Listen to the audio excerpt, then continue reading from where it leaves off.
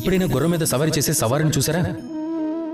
గుర్రానికి ఉండే కుడి ఎడమ కళ్లకు గంతలు కడతారు. అందుకు కారణం ఏమంటారు? ఎందుకంటే గుర్రం అటు ఇటు చూడకూడదు అని, కేవలం ముందుకు మాత్రమే చూడాలని, ఆ దిశలోనే ముందుకు వెళ్లాలని. ఇది అందరికీ తెలిసిన విషయం అయినా దీని నుంచి మీరు ఒక లోతైన విషయాన్ని తెలుసుకోవచ్చు. తమరు జీవితంలో లక్ష్యాన్ని సాధించాలి అంటే తమరు కూడా అటు ఇటు దిక్కులు చూడటం మానేసి కేవలం ముందుకి, లక్ష్యం వైపు మాత్రమే చూడాలి.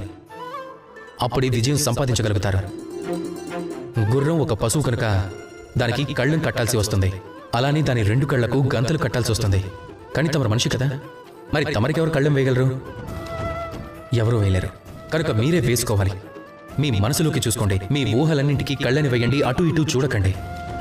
మీ దృష్టిని ముందుకి, అంటే మీ లక్ష్యం పైన పెట్టండి.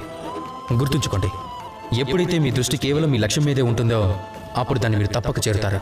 మీ దృష్టి లక్ష్యం నుంచి తప్పించుకుంటే లక్ష్యం కూడా మీ నుంచి తప్పించుకుంటుంది. రాధాకృష్ణ.